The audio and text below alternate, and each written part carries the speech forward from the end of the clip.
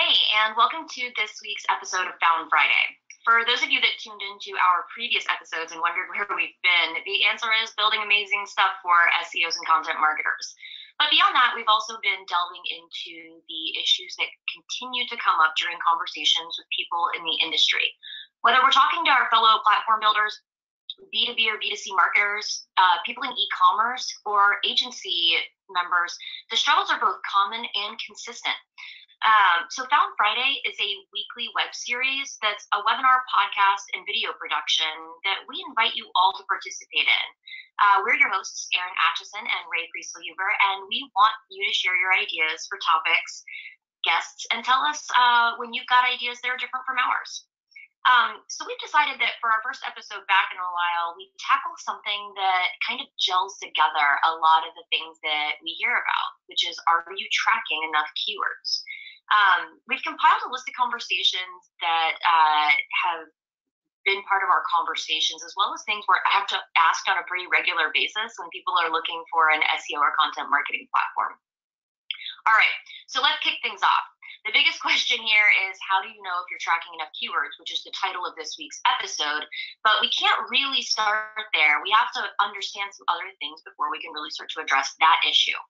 So we'll start off with, what can you be tracking keywords for in your organization? Yeah, this is a great question, and it really connects nicely with the bigger topic that you brought up about how do you know whether or not you're tracking enough keywords.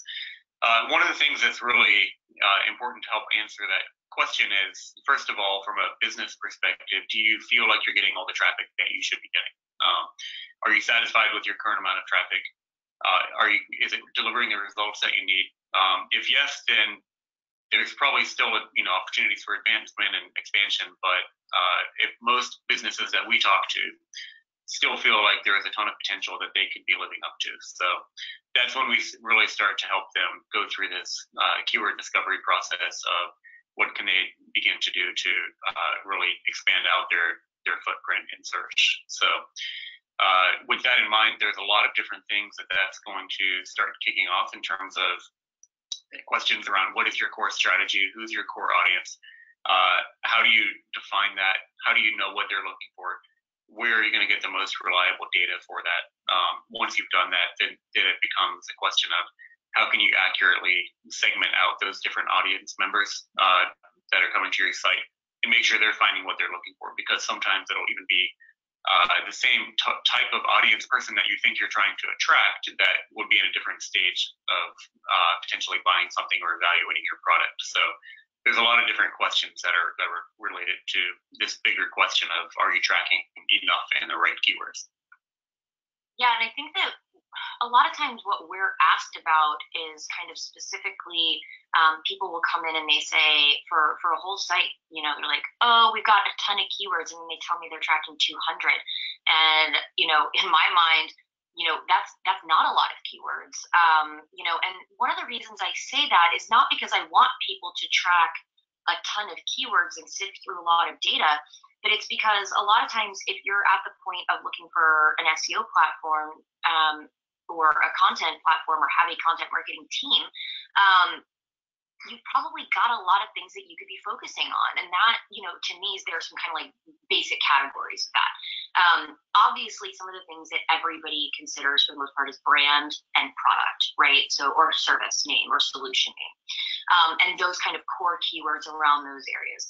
But underneath each of those are specific features. And then to your point, the types of people who are drawn to that specific thing and where they might be in their consideration or decision process. And that's obviously important in both B2B and B2C realms, and maybe a little bit different in kind of more commodity items or like point of purchase options. But, what we're really focused on in that aspect, because I think that saying that point of purchase or commodity items are not beholden to these situations and this like bigger realm of keyword options takes away the idea that Amazon is a search engine, right? Yes. So we'll dive into that a little bit more in both this episode and I'm sure future ones as well.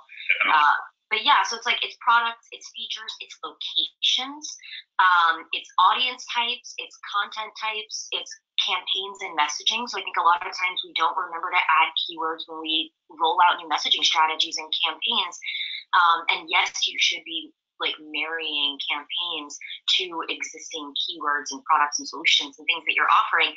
But how often do we find a new way to try to attract and engage with our audience and then not track the keywords that are fundamental to that strategy and understand how it's impacted our findability? One of the things that's interesting about this conversation, and also